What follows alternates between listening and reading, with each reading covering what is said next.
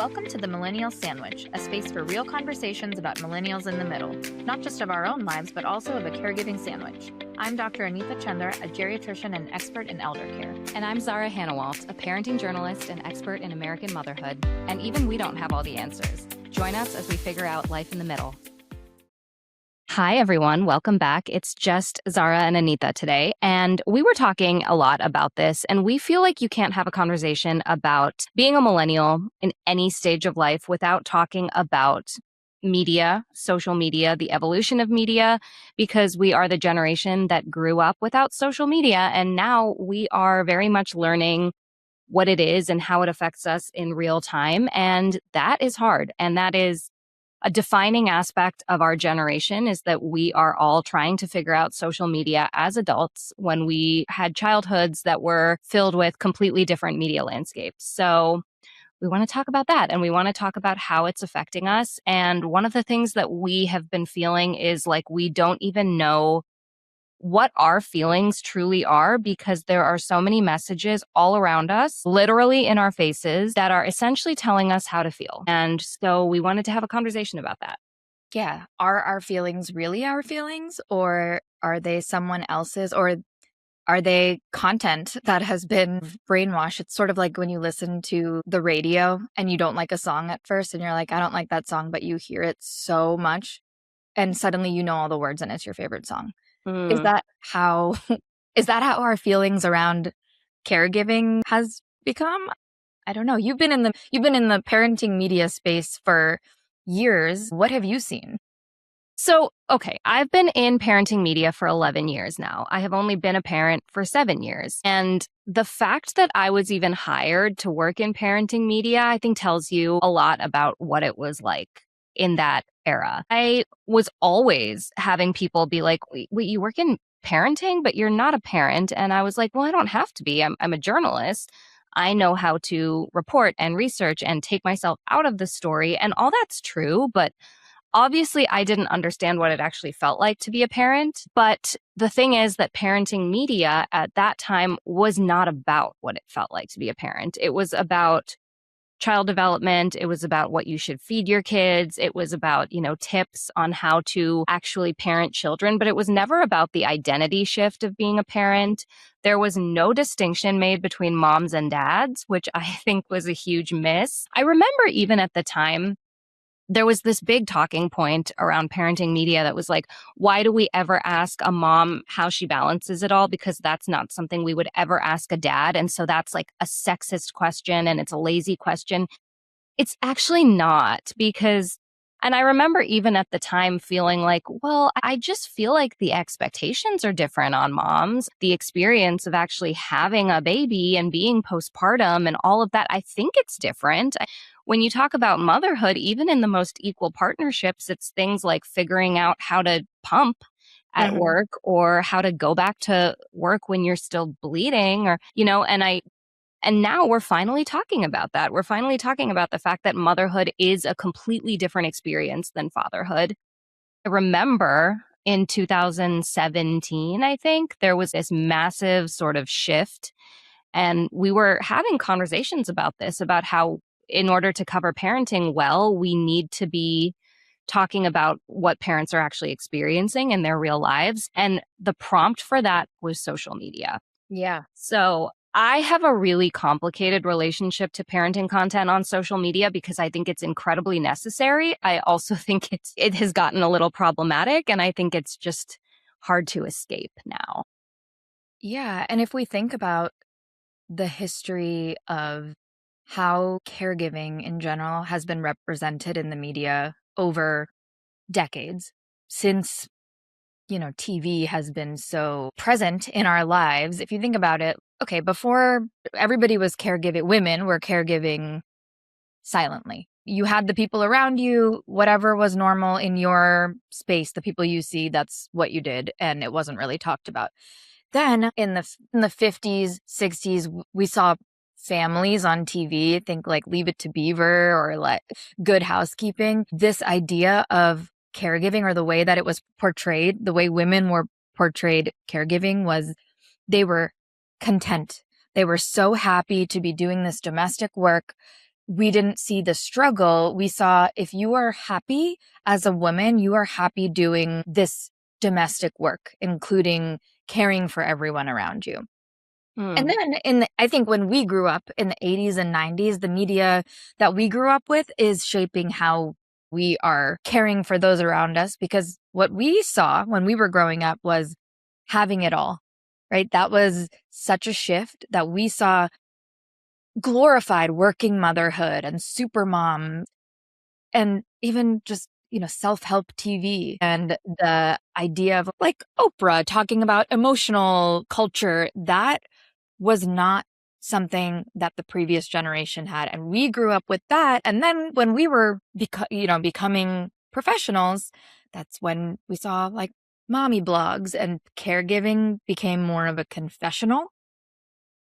And that's when we started to see it shift from this is how you raise your children to become this person to this is my emotional experience as a parent. And that resonated so much. We're still that's still how we're viewing caregiving, right? Would you say we're still in caregivers' heads? That's what our content is shaped by, is like the internal monologue and emotional framing of what people are experiencing as caregivers. Honestly, no. I don't think it's about the internal monologue. I think it's about these trend buckets. I think it's honestly not that different because when you watch media from pre-social media days, moms were not characters. They were tropes.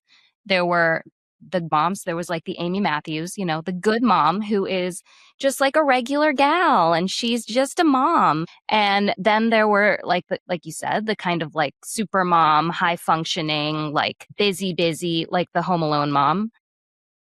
And then there were the bad moms, like Sean Hunter's mom, right? Who was so bad that we couldn't even give her a redeeming quality of was she even on the show or was she just a talking point? That's all we saw is you are either this bucket or that bucket. And there were maybe like 3 or 4 buckets for moms to fall into. I remember watching Seventh Heaven as a kid, and, Annie Camden is totally in that good mom bucket. And there was that one episode where she kind of cracks and she goes away to the beach on her own. And I remember being like, what is she doing? And now, of course, as a mom, you're like, oh, You're yeah, like, oh like yeah, she she wanted to needed, run away. yeah. Yeah, because like this entire series goes by and she doesn't even get to go get her nails done Yeah. in peace. So, yeah, of course, she's going to have a breakdown and like go away for a week to the beach. Yeah. When we grew up, any complications or difficulty with a mom was resolved within 22 minutes and Mhm. was comic relief. Just Mm, before we were on this episode, I sent you a reel, Zara. I don't know if you saw it, but it was a clip yeah. where Jill is listing all of the things she's going to do between 3 and 6 p.m. And it's like, I'm going to drive the kids here and then I'm going to this appointment. I'm going to go to talk to this teacher. And Tim is just staring at her and the audience is laughing. And the invisible labor that she's naming out loud is the joke. That Yeah. is the joke. Yeah. And that is how we grew up seeing parenting and motherhood. Like, oh, that's just motherhood. It's hard not to internalize that when you're 8 years old, seeing families on TV. Yeah. And people think we've come such a long way, but we haven't because we're still doing this thing of you're either a trad wife or you're a girl boss. We are still saying things on social media. By we, I mean, I would never, but there are a lot of people on social media who are saying things like the miserable mom trend is over. We are happy. We're hot. We're loving our husbands. You are telling people how to feel when you do that. You are telling them that if they don't feel like they're as hot as they used to be, they're miserable. You're telling them that if they're not happy all the time, they're out. They're out of style. And let's take a step back. When people are saying this is in and out, when creators are saying that, they mean that this is the content that's resonating. I don't know if people who aren't creators, if you just follow some of these parenting influencers, the way that content is made is by looking at algorithms and content gaps and looking what your followers searched for. They're not sharing their inner thoughts. They're not making groundbreaking observations most of the time. Most of the time, they're looking to see how can I get people to watch this and like it and share it and engage? And maybe it's rage bait. I definitely want to talk about Trad Wives because I know we've both read Yesteryear. Yeah, I mean it's really not that different when you think about it. We're still making everything extreme. Even the experts.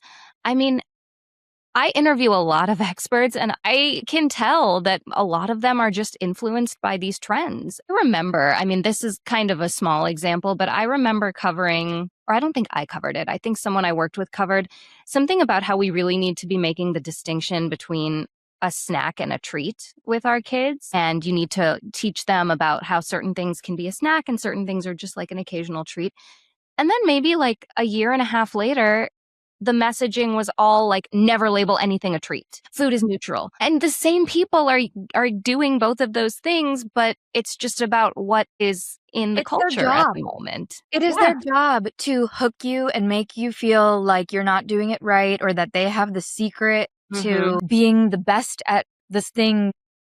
If you don't look at it with that lens of, okay, this is how they make their money, including trad wives. They're touting this idea of motherhood that they're not providing and they're letting their husbands provide. Girl, you have a camera and you have 2 million followers. And he's You are probably your providing. assistant. Yeah. Yeah. You are providing. Own it. You're a working mom. Yeah. And it's also frustrating that people don't have the media literacy to pick up on that.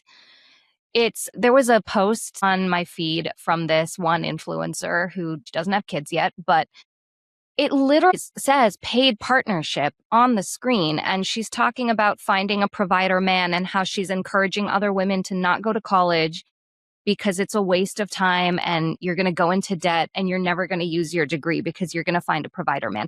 It says paid partnership, guys. And the comments are like not getting it. It's also with our parents too. That's another part of our job is to figure out what to believe and not believe on the internet and make sure we understand that, our parents understand that, our kids understand that. It's like constant filtering and it's all just flooding Yeah. our brains all the time. And Mhm. it's just shifted, like we said, so much, including we talk about mental health and therapy language. And I think we're getting to that point where people are like, okay, not everything is. Not everyone's a narcissist. Yes, exactly. Yeah. But okay, this is a very specific, but let's just talk about Rugrats for a second. Obviously, very important in terms of parenting. So there's a lot of, I mean, we could do a whole episode on Rugrats. We were just talking about like working moms. Angelica's Angelica's mom, mom was totally that like and she clickety was clackety. I think we were supposed to feel that she was like not engaged with her kids and she was always on the phone. And I don't know if that was supposed to be a bad mom. I don't know, but that was definitely an extreme of motherhood. And then we had Dee Dee. She talked about Dr. Lipschitz constantly. She swore by him. He was a psychologist. And okay, on one hand, she was getting parenting advice from a psychologist. That was the joke. They called him Dr. Lipschitz, right? Even as kids, I think that wasn't lost on us. We were referring to psychiatrists as quacks and shrinks and making fun of and mocking mental health. And now this pendulum has swung so far that every human emotion has been broken down in infographic form for us. Yeah. And there has to be a middle ground. Well, I think also like in terms of the media literacy piece, I am seeing, and if you guys haven't read Yesteryear, I think we can probably keep this spoiler free, but Yeah. I am seeing all this commentary about how people think Carol Claire Burke, who wrote Yesteryear, is right wing and like this is her internal monologue, what we're reading from Natalie. And I'm like, guys, come on. That is, I can't even, like, no, reading the whole thing and thinking back, no. And every piece of promotion around the book says satirical, says a Of work of course it does. You satire. can tell within the first paragraph of the book. Yeah. And that's what makes it so, I was instantly hooked Mhm. because it was like, okay, yeah, this person who's writing this is very aware. My favorite part of Yesteryear, and I think the smartest scene, is where she calls her mom when she is struggling in new motherhood. And she says, how did you do it? How did you keep the house clean? How did you get yourself together? And her mom says, I used to pretend I had an audience. Mm-hmm. And I remember I read that and I was like, oh, holy shit, have we always been doing this as women? Before we had social media, were we performing motherhood? Were we performing caregiving, womanhood, all of these things? Like, has it always really been a performance at the end of the day? And I think it has. And I think social media has just amplified that. Isn't womanhood a It's a performance? performance. When you start to think about it, you're just like, what are my feelings? And what are the feelings that the world is telling me to have? Yeah. And it's really important to note that when you go online, the posts that perform really well are vulnerability, raw emotions. I'm using air quotes because, raw honesty is a business tool. Even, Performing relatability, right? It's yes, you're not being relatable, you're performing even relatability, sincere especially once you creators, even if they, and we are creators and Mhm, I feel like we are genuine, but even sincere creators understand the system. mhm, It's not like, oh, they're tricking you and they're lying. It's a business. yeah. And if you want to grow a platform, You need a you niche, need and you you need need it. to You need a hook. You need to say something that's a little, I mean, rage bait is how creators get engagement. If you don't realize that though, if you're outside the machine, that's where it gets scary yeah. because yeah, that's how you're shaping your thoughts. But you know what's really interesting to me is there are so many men on social media. There's one person I think of immediately who's a pediatrician, and I love him. I think he's so kind and empathetic and reassuring. He never posts anything controversial, and he has a massive following, Is and that I don't Dr. Tommy Martin? Yes. Yeah, love Yeah. him. Yeah, he's great, and I love that he has such a big following because I think people need to see what he's putting out, but I don't think you can get there as a woman without leaning into the controversy of it all. And now there are men in these spaces who are absolutely capitalizing Yeah, on being the, female the male ally. sympathizer. Yeah. Yeah. They're saying all of these things that these women who have done the research, who have spent the time, who have done all of the work, have already said for years and years, and now just spitting it out.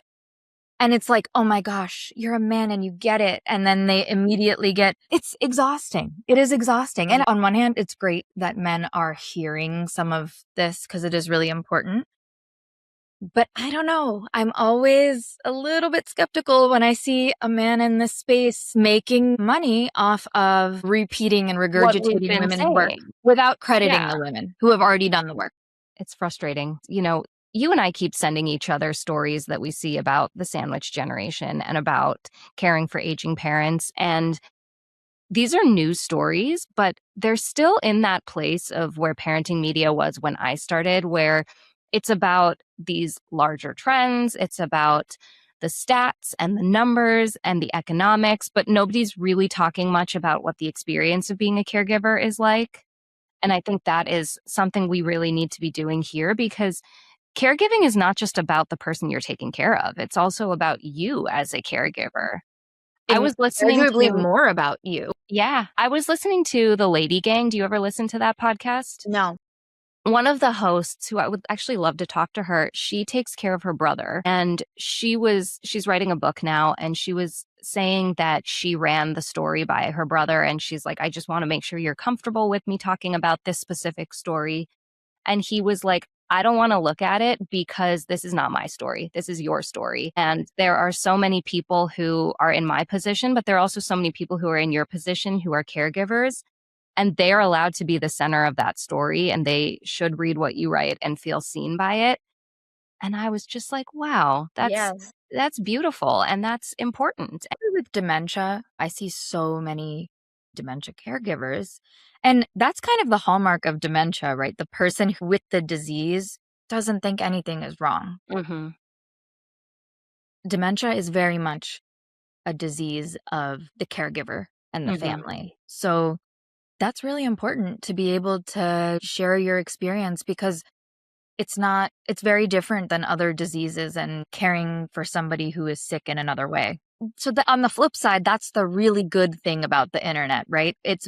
Totally. It's Yeah. brought us so much awareness to things like caregiving culture Mhm. or mental health. What else is now something that is talked about openly and relatively without stigma because of social media? Miscarriage, Miscarriage, yes. Postpartum depression, infertility. burnout, mental load, all of these words that we all know because millennial women started saying them into a microphone. Yeah, totally. I mean, I went through fertility stuff and I had a miscarriage in 2017. And I remember that was the moment where people were really starting to talk about it. I would say it was 2015, 16, somewhere in there was when it started. And I had so many people say to me, like, oh, I just learned that infertility is really common, or I just learned that miscarriages actually happen pretty frequently. And that's not new. That's not It's been new, happening right? for forever. Yeah.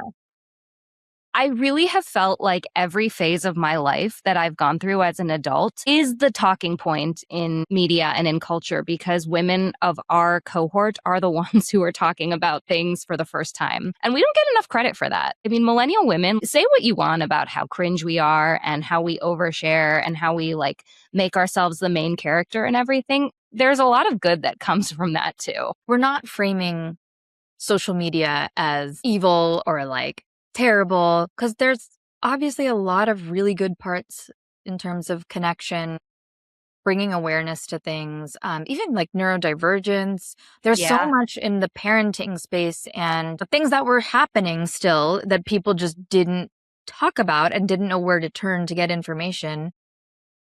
And on the flip side, we have so much information.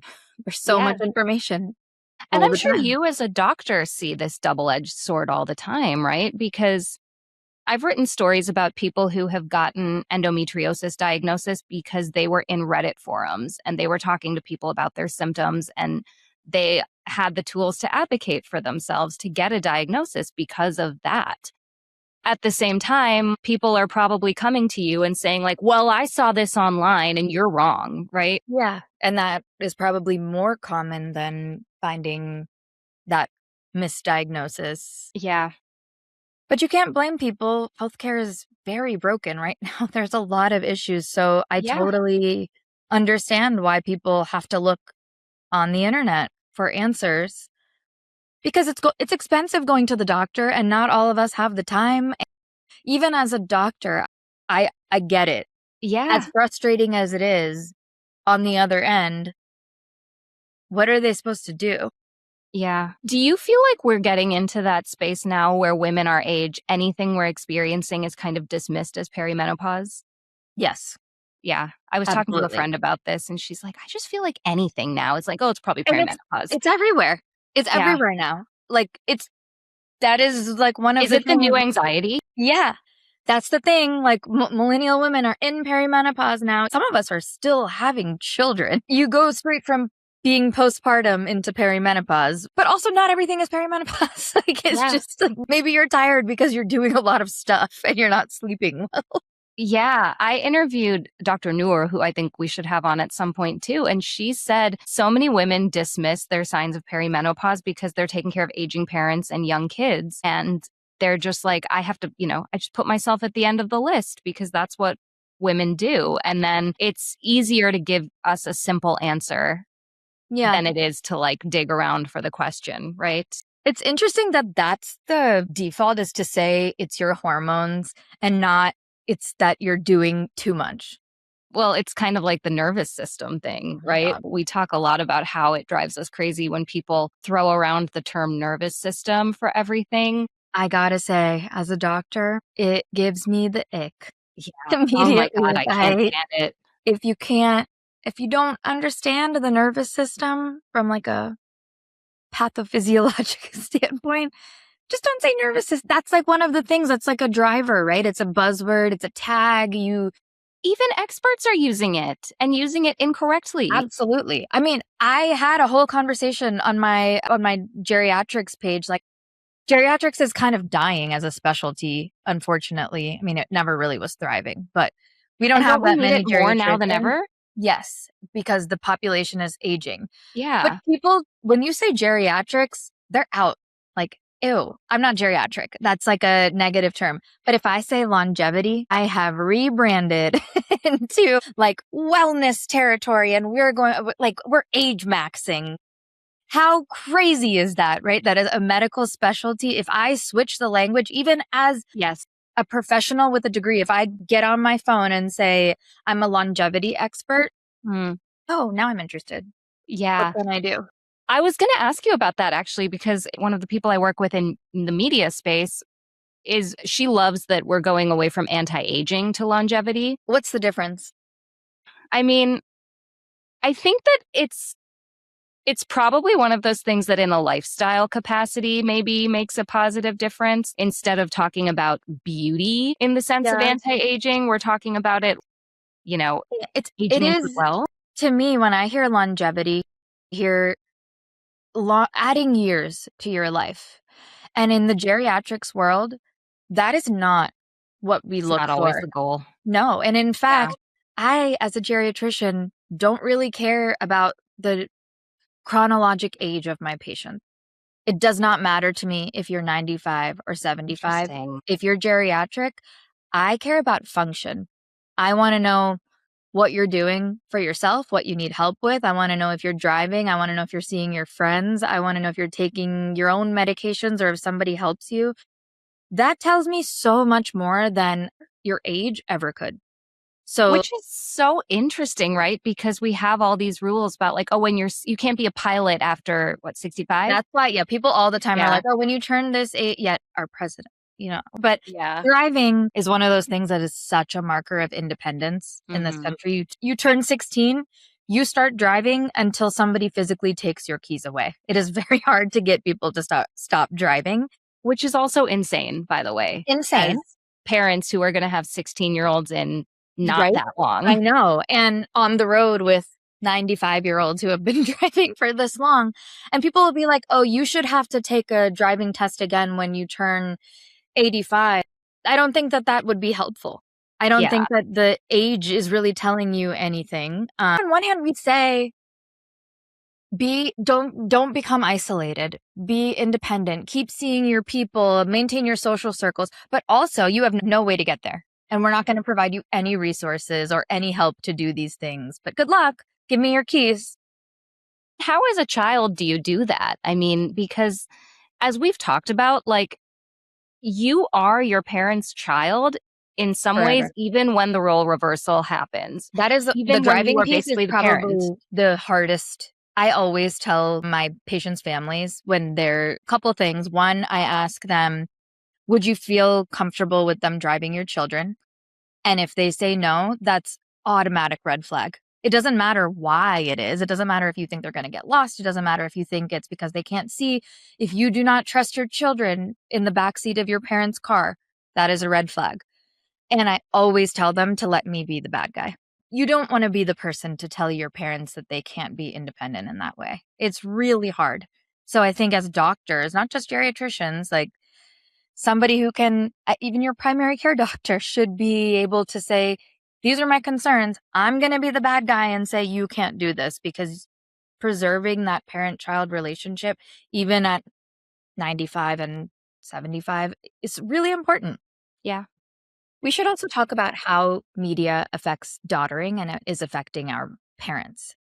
Because I don't know about you, but the news is constantly on in my parents' house. And every time I go into a patient room in the hospital, they don't watch anything but the news. And it's just like constant information, information. And it's interesting because it'll be one polarizing news station versus another. And that is all they're watching all day long. I feel like the parent sometimes being like, this is too much screen. Get off the screen. Get off your Yeah. phone. Get off of these ridiculous chain messages about how Facebook is going to take your identity and take all your money and all this stuff. Yeah. I mean, I'm seeing all this stuff now that's like, I don't have iPad kids, but I have iPad parents. The amount of times I've had to say to my mom, stop looking at your phone. My kid is talking to you. is insane. Like, they're asking you a question, and my kids will even be like, "Oh, she didn't listen. She was looking at her phone." It's like managing screen time in both directions. Like, I wish that I could have a screen time limit, like a downtime on my mom's phone, because it's too much. It's all of these things, right? Like we've talked about, we want to get someone on to talk to us about what it's like when you're thinking about what your kids are eating and what your parents are eating. At this point in our lives, pretty much everything we're worrying about with our kids is also something we're worrying about with our parents.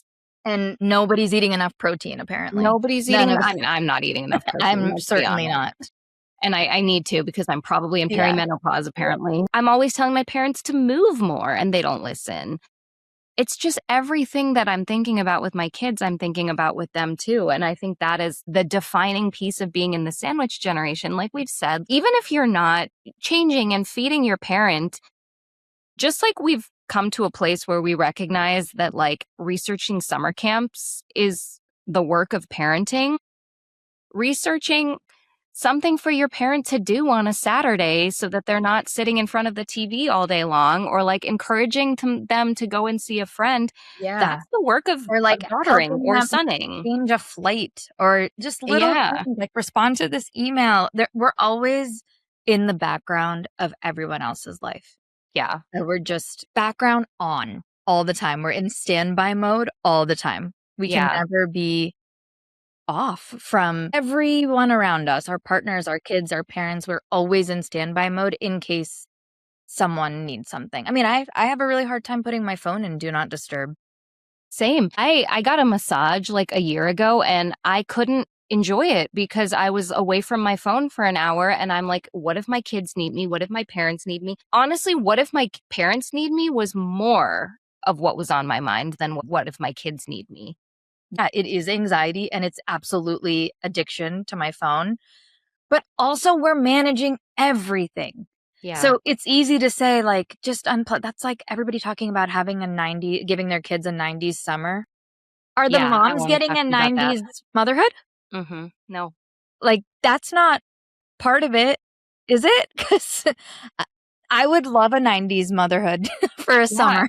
I would love to give my kids a 90s childhood, but unfortunately, the backdrop is gone. And Mhm. no amount of me, like, telling them to go play outside is gonna change that because there's no Blockbuster. I can't take them to Blockbuster on a Yeah, Friday night. and, they're not just gonna go play in someone's basement without me. Like, we just know too much for Yeah. that to be a thing now. Yeah, And they're not having a sleepover. yeah. No, they can't get dropped off at your house until I ask you about your policy on guns and medication. Do you have a pool? And what's Yeah. the protection from and, like, yeah, it seems like we're crazy, except for we've all been online, and this is the information that is good and bad. I'm Yeah. not sorry that I asked those questions. I'm definitely that mom who asked those questions. If I don't know you, my kid is not going to your house. Maybe that means that my kids are missing out on a 90s summer, Mhm. but, Yeah. too much now. Should we do any kind of rapid fire? Yes. You're I have prepared. prepared a few questions for you. If you think about nostalgic TV characters, I'm going to feed you a bunch of social media archetypes, and I want you to tell me who comes to mind first. Social media mom archetypes. Type A mom. And it doesn't have to be people who were moms when we were watching them on TV. Oh, It can any be, character. yeah, it can Okay. be any character that we Topanga watch Lawrence. now be a type A mom. Definitely Topanga Lawrence. Yeah. I said Blair Waldorf. Oh, yeah. That's a good one. Type B mom. Kimmy Gibbler. Oh, yeah. I was thinking Rachel Green. Yeah. Type C mom. I should have saved Kimmy Gibbler. Pure chaos. Type C mom. I feel like we didn't even see that sort of. I'm saying Lizzie McGuire. Huh. Interesting. Why? Wait, tell me more about why you think Lizzie is a type C mom. Because she was a little bit chaotic, but not that chaotic like Kimmy Gibbler. And I feel like Lizzie McGuire would crush it on social media, first of all. I think she would be like totally that relatable mom influencer who makes that cute type C mom content and it's actually feel good because she's just so cute and so like not controversial. I think she would be that person. Yeah, I don't think I would have ever thought that on my own, but yeah, I totally see that. The butter mom. Remind me what that is. So butter mom is kind of the opposite of the almond mom. She is like, she cooks from scratch. She uses real butter. She's baking cookies and she's making pies. And she's just like that, I'm in the kitchen with the apron mom, but she's not going Yeah. to give you an eating disorder. Oh, you know who I would say it? Myra from Family Matters. Do you remember her? Never watched Family Matters. Oh my gosh, it was so good. I would still watch it again today. But I think I can see her being that mom. Also, can we just say all of these mom labels? Just being a real mom. Like, Yeah, yeah. and the fact that we know different types of moms, like almond mom, crunchy mom, Yeah, silky mom, like all of these moms. Can we just be moms? I Can we know. just like, I why do we know. I have to mean, and that's the whole compartmentalize? point, right? Is like, where do you fall? Who are you? Where do you land? What box do we put you And in? it's not even about your preferences in terms of parenting. It's about your resources. It has nothing to do with how you want to parent. It's just about your resources and the time you have and the climate that's shaping you. It's not like you look at a chart and you're like, I'm going to be a crunchy mom. I'm going Yeah. to be a grown like, no, But this I think at this point, it kind of is. I think, especially for the moms who are coming up behind us, I do think it has become like that. Like, am I going to be the black SUV mom or the white SUV oh mom? my And I'm going to make sure all of my actions and all of my approaches align with that. I've ruined the rapid fire. This is not rapid fire.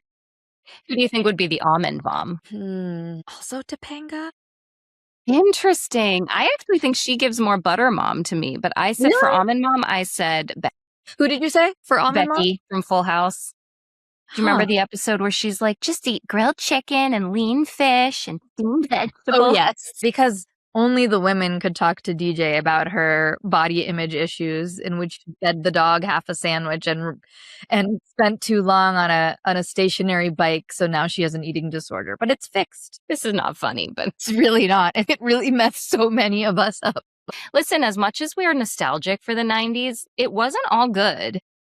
It It was wasn't. absolutely not all good. We got so many mixed messages about how life was supposed to be, especially because we were not counteracted with the intentional parenting that we Mhm. now. And I do think that's a really important piece of the social media part of this is that many of us are parenting intentionally and understanding the effects that what we do and say to our kids has, which is beautiful. And I'm really glad about that. And not A lot of pressure. every single thing is not going to leave a lasting impact on our kids. Not every interaction is going to be this big core memory, as we're saying. Yeah. Yeah. All right. I feel like we've unpacked everything there is to say about About everything. I mean, there's going to be so many more things to talk about relating to the media piece. Yeah. But if there's anything you guys were especially interested in hearing us talk about more, let us know. Okay. Well, thanks for listening.